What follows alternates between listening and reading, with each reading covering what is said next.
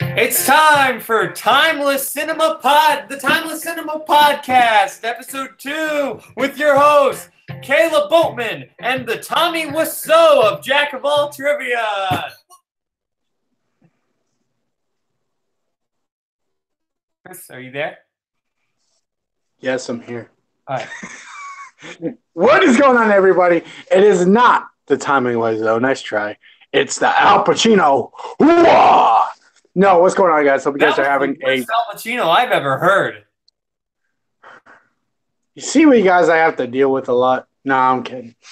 No. All right, guys. We are really excited today. Today, it's not Monday. I know. We didn't have time Monday. So we couldn't do the show on Monday, but the plan is usually Mondays. But if we don't get it Mondays, you still get it during the week. So it's Thursday. We're both free. Here we go. What is going on, guys? I hope you guys are having a terrific Thursday, and hope you guys are having, when you were watching this, a terrific weekend. Hope you guys have a really good and safe weekend. First off, I would like to say our condolences to one of the great producers, Gary Kurtz, passing away. Rest in peace. But today we're going to be talking about two films, and we do similarities. But first, before we do that, introduce my Mark to my Tommy Wiseau, apparently. All right, let's bring him in. Caleb Bowman. Yeah, I mean, I'm you're the Tommy Wiseau, and I'm the Greg Sestero, not Mark. That's not his name. It's Greg. If you grow a beard, maybe you'll look like James Franco's brother, Dave. Yeah. I did not hit her. It's not true. That was terrible. Oh, okay, I'll do better than your Pacino. Well, the reason why I think we're kind of quote Tommy Wiseau is because Best Friends is now on demand. I'm watching it tonight, actually. The first volume, which is, I mean, everybody's excited for it. It's the guys from The Room. I mean, Collider even interviewed them. So, I mean, it's cool. But like I said, I'm going to do my impression real quick, and then we'll start. So give me 1 second. No. Funny story, Mark. I did not hit her. It's not true. It's bullshit. I did not hit her. I did not. Okay. Oh, hi, Mark. At the start, it was good, and then it just sounded like... It's the laugh, man. I can do the laugh pretty well. The laugh. Okay, we need to get into this show because people are... Well, I mean, he brought it up. Okay, let's just do it.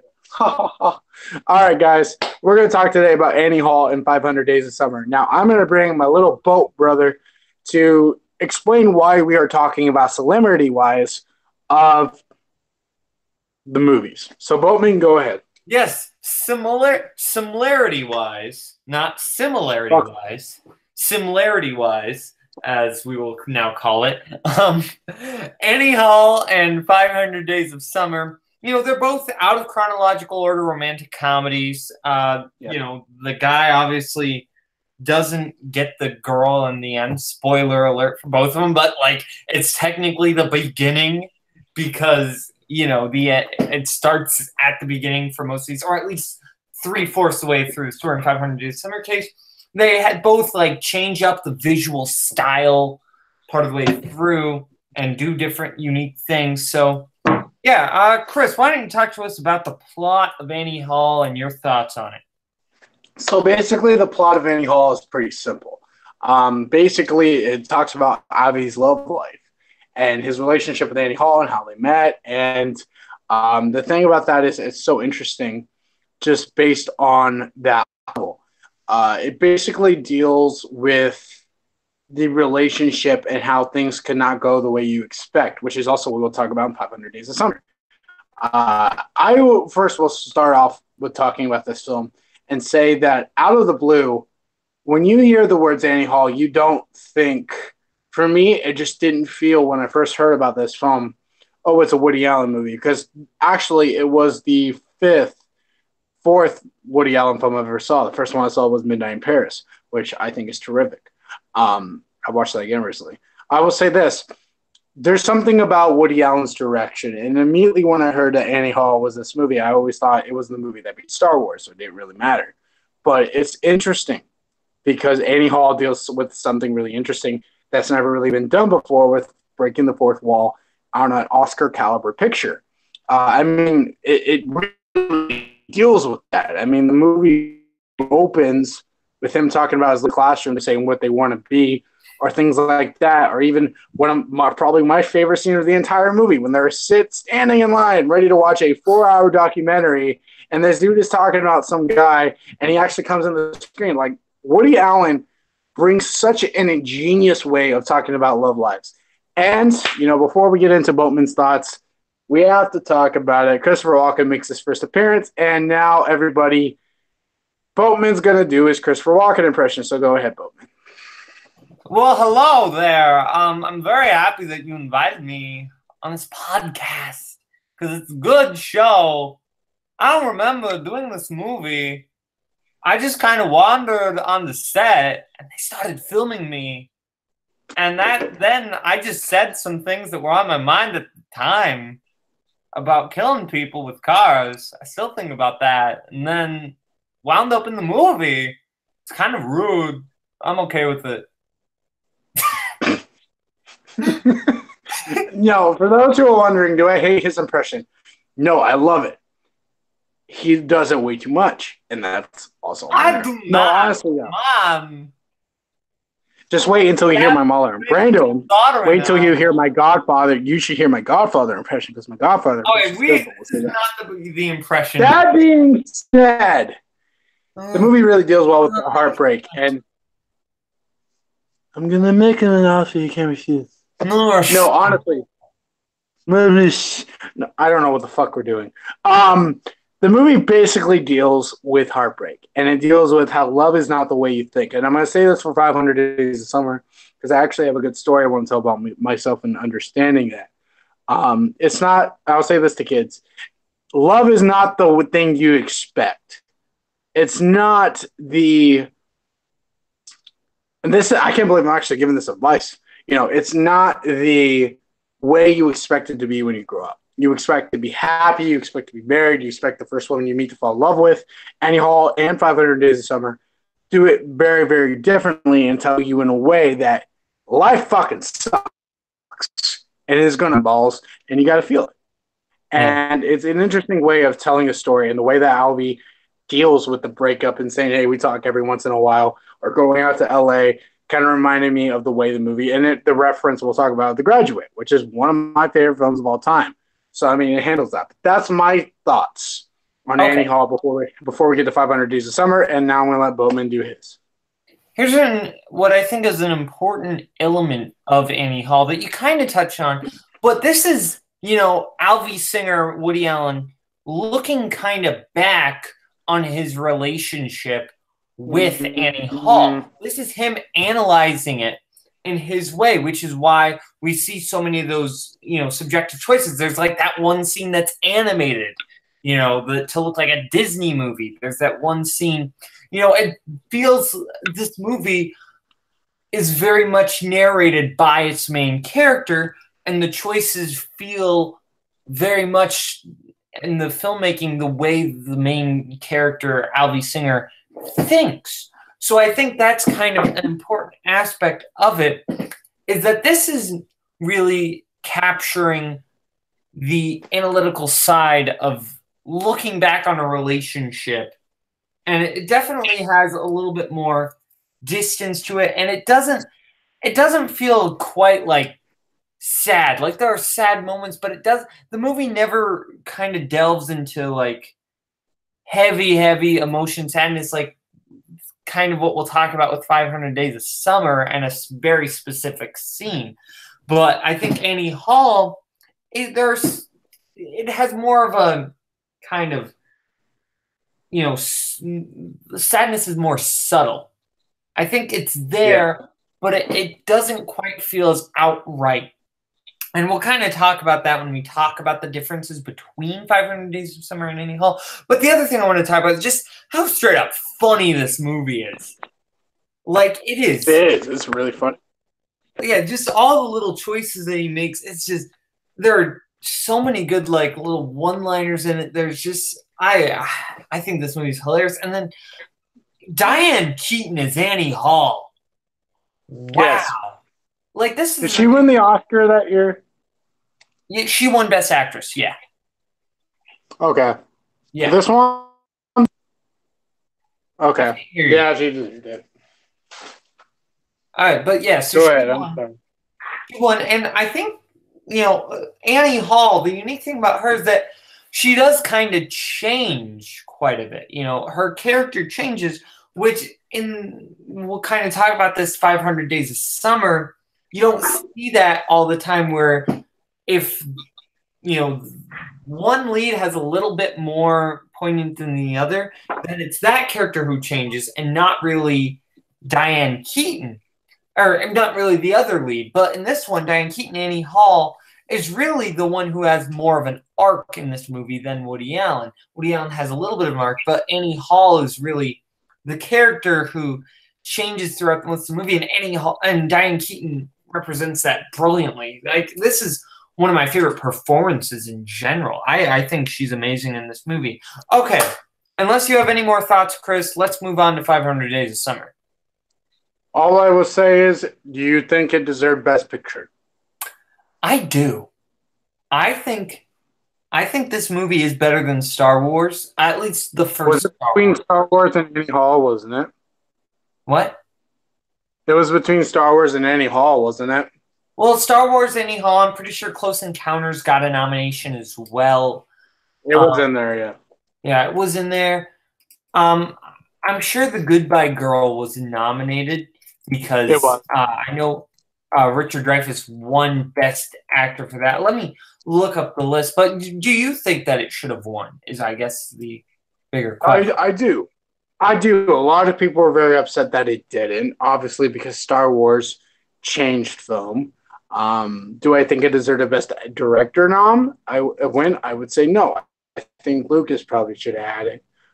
Do I think it deserved Best Picture? Yes. Yeah, I would also give it the director nomination because I think just if you look at the he won for it. Yeah, that's what I'm saying. Is it did deserve it. Annie Hall did deserve. I mean, Woody Allen did deserve Best Director because I think you look at the first Star Wars, the acting, which one of the most important jobs of a director is to direct the acting. The acting, and maybe this will get me killed, isn't perfect. Like there's in the original A New Hope. In A New Hope, I think Mark Hamill has some things that could have maybe been helped with some direction. Carrie Fisher sounding like a little bit. Yeah. I want to go to the Tashi station and pick up some power converters. Waste time with your friends when your chores are done. Get to it. Yeah, and there's also Carrie Fisher is kind of a British accent, but also not. It doesn't really make sense. So there were just some choices that I think Lucas, could have been like, maybe don't do that, or maybe he told them to do that. I don't know, but I feel like Woody Allen just kind of, everything just kind of felt perfect from a directorial standpoint. Yes. So yeah. All right. Well, let's go ahead and talk about your movie then. Yeah, 2009, 500 Days of Summer, directed by Mark Webb, starring Joseph Gordon-Levitt, Zooey Deschanel. I love this movie so much. I know you do. Yeah. Plot is very similar to Annie Hall. It's also about kind of looking at a relationship and out of chronological order and kind of, but it's a little more focused on the guy than Annie Hall. And it's kind of him more having to deal with breaking up with this girl named Summer. And it's more about him getting through the breakup rather than analyzing it after like it's been over for a while. So, yeah. This movie. Go ahead and start. Or what? You go ahead and start with it. Yeah. This movie, man. There are just so many amazing scenes that I love. So many, just from just an emotional standpoint, this movie hits me so hard. It hits me. Tom and Summer have such great chemistry in that movie. You do kind of want to see them together, but you also kind of understand that maybe they shouldn't be. Both performances are amazing. There's one scene that I have to talk about, and that's the expectations versus reality scene. This is my favorite scene of all time. Yeah. Really? All time? Wow. Yeah. All time. On one side, you see how Tom thinks, the night is going to go, and the other what actually happens, and you get that final kick of in the crotch. What? Well, yeah, it's kind of like a kick in the crotch. Yeah. He sees that has gotten engaged to somebody, and the reality literally pushes away the expectations, and it's all everything goes back to normal, and like that is just hits you in the gut. That scene, that's to me like the most important scene in film, because that's kind of when then the story kind of kicks off in a different direction, and it's less about him, because until that moment, the plot could still be your relative normal romantic comedy. There's still a chance, okay, it's the third act, he's gonna get her back.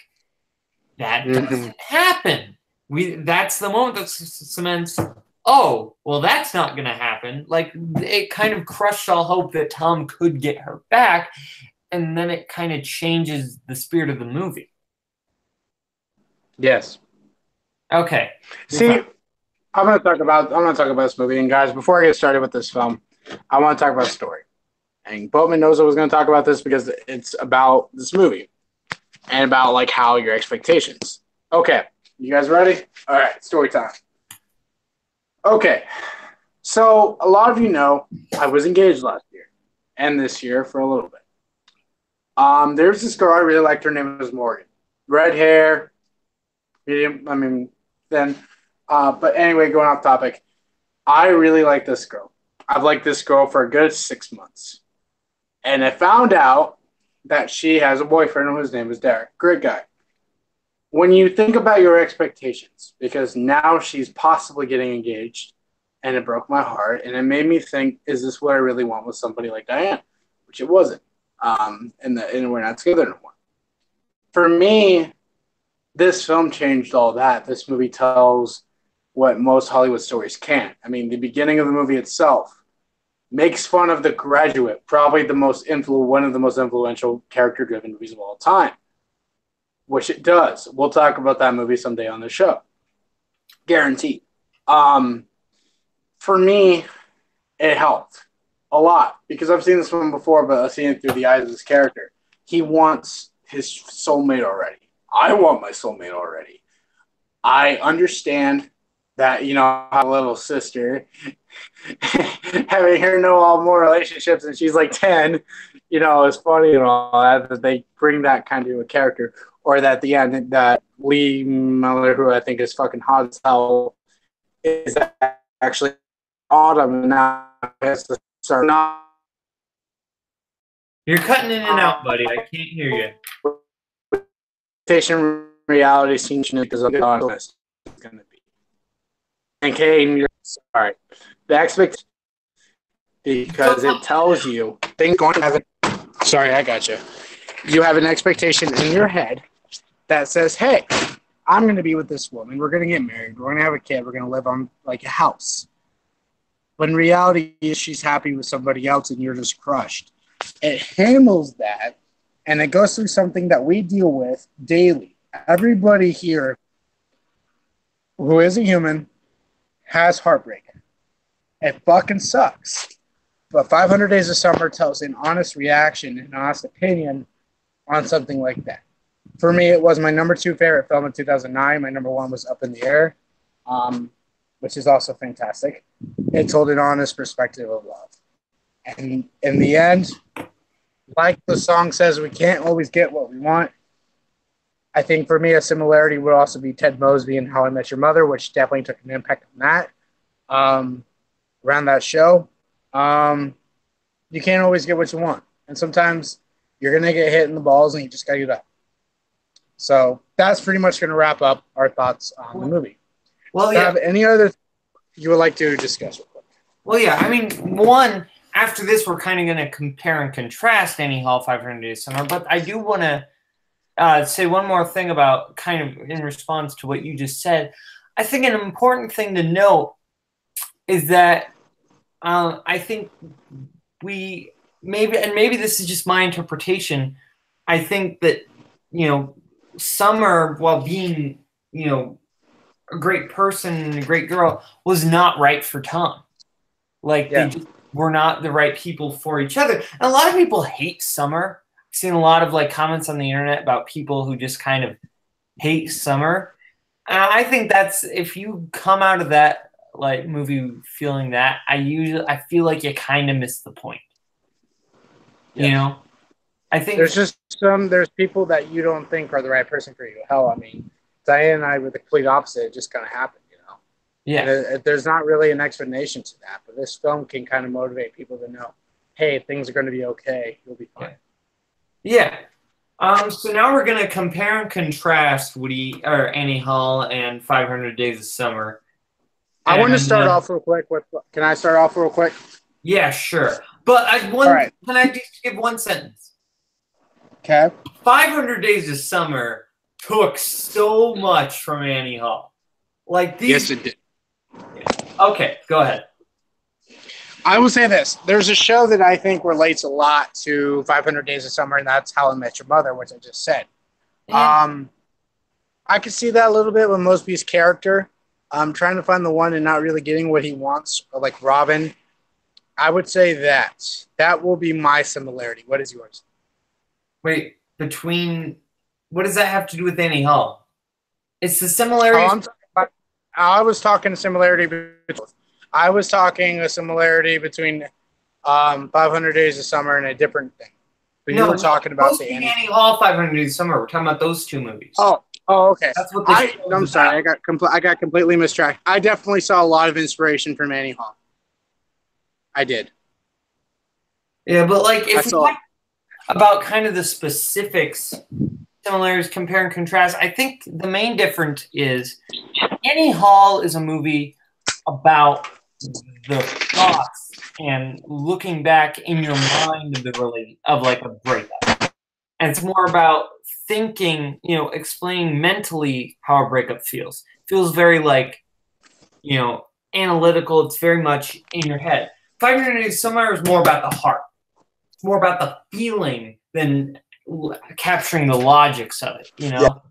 It definitely more is putting you in the perspective of how this feels for the main character, not what his thoughts are about it. It's definitely trying to just capture the raw emotion, which is what I love about the movie so much. And I think that's kind of the important thing here. Now, which do you think is better? Annie Hall, 500 Days of Summer. I think 500 Days of Summer. Why? I think based on a storytelling perspective and the comedy and dealing the emotions, I think it has a slight edge. I think Annie Hall is funnier, but I think 500 Days of Summer... Yeah, I agree. Annie Hall is funnier. Yes. But I think, 500 Days of Summer, just gets the emotions of it. It's more emotional, yeah. Yeah, it's more emotional, and I think the choices that the weird choices Annie Hall makes, they're usually for comedic purposes. They're not really to get across the emotions, or it's not dramatic. When a scene wants to be dramatic, usually it's just normal. It's not done weird style. When 500 Summer wants to be dramatic, usually that is when it goes into a different style. And then not always. Sometimes, usually when it goes into a different style, it kind of blends the comedy and the drama with it, which really works for this movie. I'll tell you this. I'm going to ask you a question about 500 Days of Summer before we wrap up. Yes or no, did it deserve a Best Picture nomination in your eyes? I didn't get it. Heck yes, because Avatar was nominated that year. And But Avatar was more the movie of the scale that year too, and all the money that made and the cultural impact too. well, yeah, I don't care about that. I care about what's the better movie. And like Avatar is like I hate great Avatar, so yeah. Yeah, Avatar is like an experience, but like as a movie, it sucks. Yeah, it's not a good movie. Like it's great to look at, but like storytelling wise, it copies way too much. Yeah. Yeah, it's Dancing with Wolves in Space. That's what it is. It's Dancing with Wolves in Space. Whereas 500 is emotional, and I think there are a couple other movies. I think The Blind Side, I would rather give 500 Days of Summer nomination. Really, it's my second. It's my favorite movie of 2009 that year. Like it's tied with Inglourious Basterds. Those two, like, but like everything else. Yeah, I mean, mine was Up in the Air. Yeah, like, and I get that, and I think Up in the Air probably should have been nominated. But like, that's the thing is that even then, even if you don't give 500 Days of Summer Best Picture, it at least deserved original screenplay. Yes, it did. Like that's the thing. I think score too. Oh, the score is amazing. I completely forgot about how amazing that score is. Oh my god. I know you did. How did you know? Because I know you. I don't know. No, but that's pretty much going to wrap up this episode. If you have not realized in the first 2 episodes alone, I can't believe we're already through 2 episodes, that our humor together is perfect and that we like to tear each other apart, then you're tearing me apart, Lisa! Sorry. If you know that we like to tear each other apart, then why are you watching this? But no, if you're not watching this and you're subscribed, please subscribe to the Chris on Podcast Network. And if you're not, go fuck yourself. That being said, next week we're going to talk about what? Oh, yeah. Next week we're going to be talking about 2 gangster movies. One from the 50s, 1954's On the Waterfront. Great movie. Which is one about my... I could have been a contender. I could have been somebody instead of being a bum. I could have had class. Well, we all know that's a big movie for me, so I'm very excited to talk about Martin Scorsese's 1990 masterpiece, Goodfellas. It ain't Mean Streets. Yeah. Because I think Mean Street, I haven't actually seen Mean Streets, so I don't know. But anyway, we're not talking about this. We will probably talk about Mean Streets some point. But anyway. I know. It's my favorite movie. Yeah. You can find me at, on the Jack of All Trivia. Little Bo. Yeah, I'm Lil Boat on the Trivia Leagues over here. You can find me hosting Schmoedown All Access. You can find me hosting Schmoedown Countdown. You can find me playing trivia matches. Yeah, go subscribe to Jack Ball Trivia because it's a great channel. Better than this one. All right, guys. Well, you can find me. I'm like the Captain Ahab to Little Boat's my mate. You guys can find me. I said I'm like Captain Ahab to you being my... What? What? I said like I'm Captain Ahab and you're my... Like, no. Well, he's nicknamed Little Boat for a reason, but I'm the captain now. So anyway, you guys can find me on this channel, the Chris on Podcast Network. I try to do reviews. I'm going to start doing analyze videos, and I want to get Boatman kind of involved as well, talking about films. We're going to try to bring more podcasts next year. We're talking about the possibility of the Roast of Chris Day at the end of the year. I know Boatman really wants to do it, and I kind of do too. If I'm doing it, I got to be hammered a little bit. So that being said, guys, we'll see you guys next week when we're talking about my second favorite film of all time, because Boatman didn't bring it up, that this movie has probably the biggest impact on my film career. But that being said, guys, I am Captain Ahab, a.k.a. Chris, and that is Little Boatman. We will see you guys next week. Take it easy.